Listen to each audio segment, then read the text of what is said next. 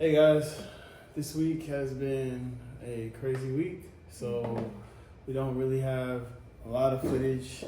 I know those of you who are watch our channel and also are pretty close know the situation that happened this week. Right now we're both tired, but try to get videos out every week. So this is what we have for you.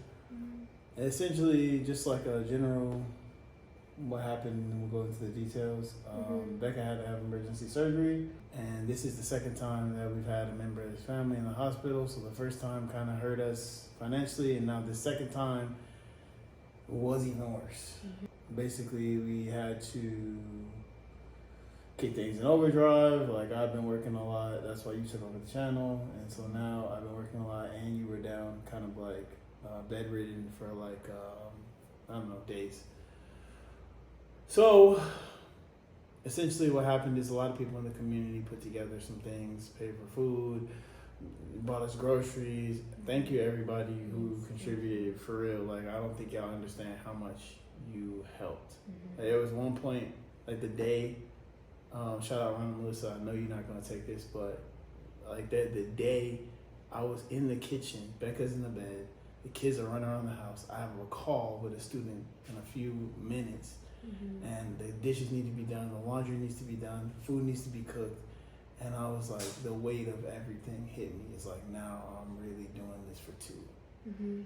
And that was pretty tough. So like I said, everybody who did something, even if it was like $20, even if it was like dropping some pizzas off, even whatever it is you did, I promise you it helped, and none of it went to waste. So I just want to thank everybody for that. Here we go. Unscripted. All right. Hey guys, this week has been a crazy week, so we don't really have a lot of footage. I know those of you who are watch our channel and also are pretty close know the situation that happened this week. Right now we're both tired, but try to get videos out every week. So this is what we have for you. Essentially, just like a general what happened, and we'll go into the details. Bekah had to have emergency surgery. And this is the second time that we've had a member of his family in the hospital. So the first time kind of hurt us financially, and now the second time was even worse. So basically we had to kick things in overdrive. Like, I've been working a lot, that's why you took over the channel, and so now I've been working a lot, and you were down kind of like bedridden for days. So essentially what happened is a lot of people in the community put together some things, paid for food, bought us groceries. Thank you everybody who contributed, for real. Like, I don't think y'all understand how much you helped. Like, there was one point, like the day, shout out Ron and Melissa, I know you're not gonna take this, but like the day I was in the kitchen, Becca's in the bed, the kids are running around the house, I have a call with a student in a few minutes.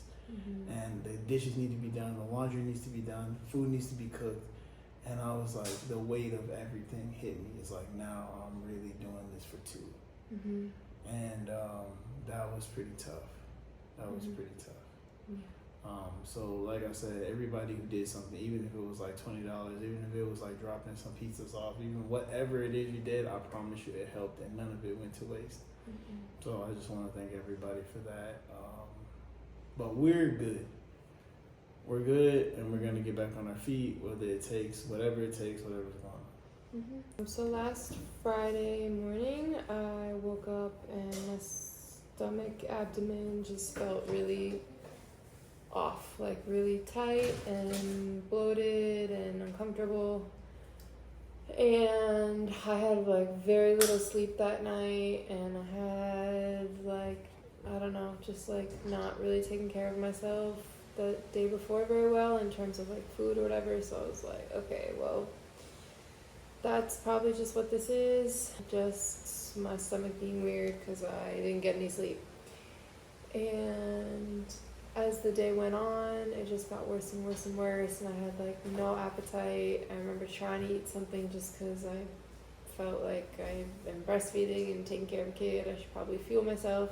Yeah, it just felt like really bad. And I think I took a nap, it got a little better, and I was like, oh, okay, I'm fine. It kind of felt like how it felt when I had a cyst on my ovary. And I know for that, they didn't really do anything when I went to the hospital before, other than pain management. So I was like, well, it'd be kind of pointless to go if they're just gonna give me pain meds and send me home. So I tried to wait it out a little bit more. Cam took the kids to jiu-jitsu, and it got a lot worse. Like, I was hunched over, couldn't really stand up straight, and it was really painful. I remember like using like labor breathing techniques that I used when I gave birth for the pain. I was like, okay, this maybe is something else. And Cam had told me if it wasn't better by a certain time, then we need to go to the hospital, because he was watching me like in pain all day. And so I messaged him and I was like, yeah, we need to go. And they got home, and I was like, I was in a rough spot. I was like moaning in pain, and Cameron like carried me to the car. It was really hard to walk. And I was still thinking it was just my ovary, or I had like a small fear that it was an intestinal obstruction, because that's happened to me before. Never once did I think it was my appendix. But after the ER doctor looked at me, he was like, yeah, it's kind of high probability for appendicitis just based on your symptoms. So they did an ultrasound, but they couldn't really see much wrong with the appendix. They just saw that there was fluid in my abdominal cavity that wasn't supposed to be there. And so they said I needed to do a CT scan.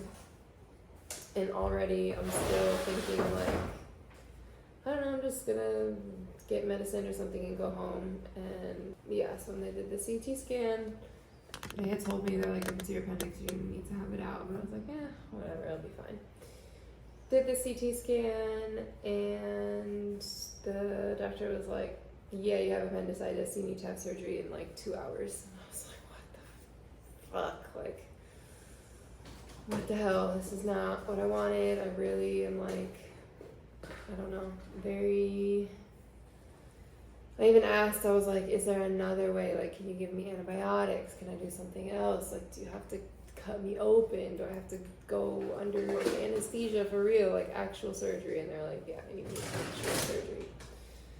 So it was a huge shock, and immediately was like, one, this sucks. Like, I know it's just, recovery is not really what I had in mind for right now. Like, you know, not being able to. Meanwhile, I got the kids the whole time, going back and forth, up and down, up and around Mérida, trying to figure out. They're trying to tell me whether I need to come back, come get you. Yeah, so I was like, one, I know it's about to be expensive, and that sucks. Two, I know this is gonna be like a good month or two of recovery to where I feel like back to normal again. And three, I was feeling like so anxious about the anesthesia for some reason. I don't know why. I was just like, I don't want to be put to sleep, and I know why. I was feeling weird. You're anxious about most things. Yeah, for sure. And I think I just know, like, I've seen so many surgeries and appendectomies before. Like, I know exactly what they're going to be doing to my body while I'm just like, whoa. So it was like, like down to the catheter, to the intubation, to the literally every single thing. So it was just making me feel really weird. So they told me, and I think I just immediately started crying. And I called Cam, and he, what did you, came back at that point? Bro, I don't know. I was just like pissed. Like, I was pissed. I mean, it wasn't the fact that you had to have surgery, it's that they kept giving us this runaround. Yeah, it's because when the surgeon told us that I needed surgery, she was like, well, you guys don't have insurance, so if we go to this other hospital in Centro, it will probably be cheaper. And we're like, how much cheaper? And she said probably like 5,000 pesos cheaper. But that hospital from where we live is like 30 minutes away, and Cam was already like so tired, running back and forth. I couldn't imagine it being like even a longer drive. And get you in there, figure out what's going on, do everything, get the kids right. Yeah. It is back, and it's like the hospital was closer to where we live. It was super close, yeah. So we were like 5,000 pesos or whatever. What do you think it's going to be total? And she was like, oh, probably like 70,000 pesos with the ER bill plus the surgery bill. Mm-hmm. So we were betting on that. Like, run it, cause Yeah, honestly, whatever. it wasn't cancer. No, yeah. Well, But in the end, it turned out to be like 122,000 pesos. It was a lot. It was like $7,000. And what's crazy is that two things are crazy. I looked at the bill, and they charge for every single little thing, down to the bottles of water that they gave me in my hospital room post-op. Like, I'm supposed to bring my own water to the hospital if I don't want to pay. That's so crazy. So they were like charging for every single little thing. And then when it came time to pay, I was like, okay, do you have payment plan options? Like a certain monthly rate until we pay it off with interest, something. They were like, no, you have to pay it all now. And I was like, okay. So we got screwed. Like, what do people do if they just can't pay? Like, if they just have a crazy hospital bill. So I don't know if y'all know, but I had 5 jobs. I lost all 5. Mm-hmm. I lost 2 at the same time. So it was like 5 the past 2 years. Mm-hmm. So I was working a lot, but then all the jobs just dried up. And then the 2 schools I was working for just went bankrupt. Yeah. At the same time. Mm-hmm. So literally like 2 days before this all happened, we were finally at a place where we were like coming out we were of a finally hole, like a financial the day hole. before this happened. We saw the Yeah. light. We were like, oh, And we were like, okay, like, you know what? Like, maybe we should get something fixed. yeah. And because we just My kept body. getting hit, man. We just kept getting hit. Mm-hmm. It's like life was really really coming at us again and again and again. And I'm like working crazy. Mm-hmm. And then need a school. And then they're like, oh, well, we're gonna charge you more this year. And then like the friggin' the toilet broke, and I had to fix the toilet. And then like, what else happened? Oh, so many different things. Yeah, man. I fully understand the phrase, if it's not one thing, it's another. Like, Yeah, but I get that now. But yeah, it wasn't anything worse, which was great. And actually, the weird thing was, it wasn't even like a classic, like a typical appendicitis. It was like, because when I went to my post-op appointment, the surgeon told me that the pathology results came back, and usually, like, your appendix is like this hollow tube thing, whatever. Usually there's 9 millimeters of space inside. it's a pouch. Yeah, it's a pouch. Mine had 0.1 millimeters because there was all this like fibrous tissue growing inside, blocking it up and making it inflamed. And so, yeah, she was like, it's a super, super uncommon reason to have your appendix out. She was like, you should probably buy a lottery ticket, honestly. And yeah, so it's just weird, like just like a freak occurrence. Yep. freak thing. And We just were seeing the light at the end of the tunnel. yeah, we were. Yeah, I swear. Yeah, it was like very hard not to Cry. blame myself and Cry. to cry. It was like, because I have been feeling like my body had been feeling like, I don't know, just like it was asking me to like slow down for a break. And I was like, no, I gotta do this and I gotta get this done and I gotta make sure this is good and I gotta whatever. And it's like, yeah, I don't know, it's hard not to be like, oh, well, what if I did this or what if this happened? But yeah, I just felt really bad to kind of be the cause of a even bigger financial strain on the family, and then For the record, I don't tell women what to do with their bodies. yeah. But everything with the surgery was good. Recovered well. Still kind of recovering actually. One thing I will say, tough times. I try to think of explaining this as a most positive way I could, not being like toxically positive. Mm-hmm. But this is like the first time we really had a hard time since Nina was born. She's old enough to understand what difficult times are. Mm-hmm.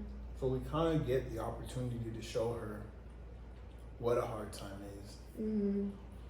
And just and build it's from really there. not You know? even that hard. Like, we come through some really tough stuff. yeah, like this is like, I don't know. It feels like a hard time because like it's been, like Cam said, like 6 years since we were really at like a hard time. Yeah. But like, I don't know. Yeah, it's all relative because like we still have this nice apartment. Like We have rent. We have Saved rent. up, yeah. We have a TV. It's like there's things we could even like sell, like if we really needed to. Like if we were really. Because when we had a hard time, I had a job, but I was at the bottom of the totem pole. Mm-hmm. We didn't know we were gonna get paid. We were didn't in have some any help. nasty little Yeah. apartment in Right. Vietnam. Nah, bro, that wasn't the hard time. Canada was the hard time. If you haven't seen that video, I mean, that was rough. Mm-hmm. We were like to the point of stealing dry beans. Like Mm-hmm. we were in a really, really tough spot. But you know, Mm-hmm. at that moment, I told myself that we would never be in that situation again. And even in this situation, we've never been to that situation again. Mm-hmm. No, definitely. Like, Nah, bro. not even close. I'll go back to the States before I let that happen. Mm-hmm. And I'll work on let y'all live here. Mm-hmm. But that's essentially what's been going on with us. People still been donating. Yeah. Somebody thank donated you so today. much. Our friends donated. Like, man, I'm so unfamiliar to this level of generosity. It's Mhm. uncomfortable, and I really do appreciate it though, Mhm. because I'm just trying to, make things work and help, make the family smooth, and that's like kind of why we have the YouTube channel. Mhm. But it helped me to push our principles. Like I say this, if you go through a hard time and you immediately let go of your principles or your morals or whatever it is that you believe in, then you didn't believe in them in the first place. Mhm. So this kind of helped us to set those principles. Do you remember all 10? Intelligence, Hold on, let me see if you remember all 10. All right, intelligence, creativity, resilience, critical thinking, empathy, I be getting them wrong. freedom. I guess creativity. Okay, let me see if I can. Creativity, resilience, trust, vulnerability,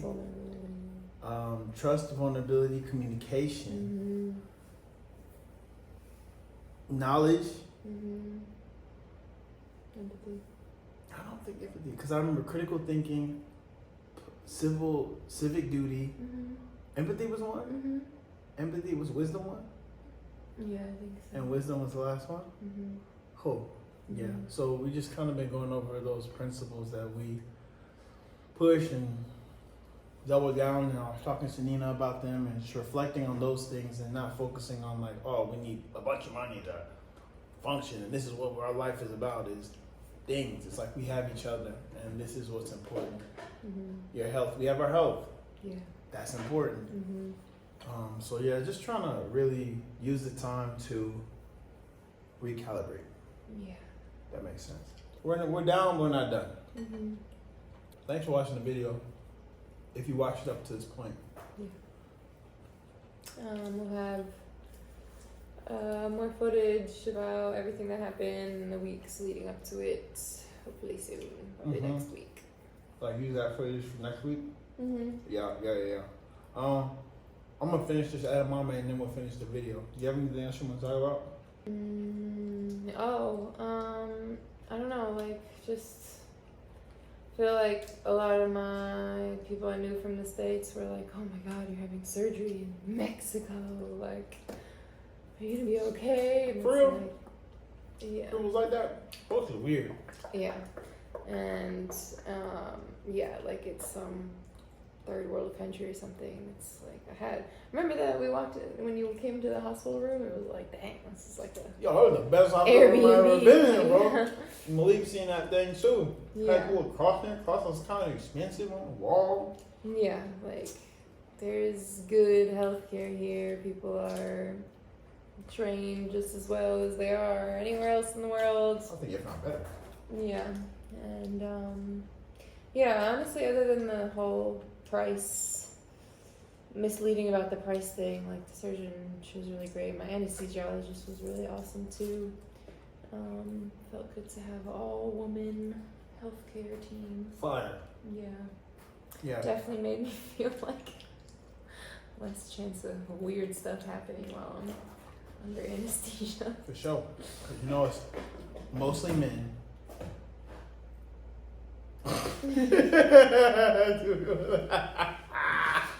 Yeah. Yeah. Yeah, you're probably not gonna bump into that demographic in this country too often, working in healthcare. So. But yeah, like Mexico, like especially the major cities like Mérida, like you do not have to be worried about healthcare. Like you're good. Other thing we don't have to worry about is school shooters. Right. Woo! Topic for another day. Mm-hmm. What demographic again does most of the school shootings? Let's not talk about that either. Let's just keep going. Okay. If you like this video, please comment, like, and subscribe. If you don't like this video, please comment that you don't like it. Give us a thumbs down. And then also... Subscribe. Yeah. And we'll see you next time.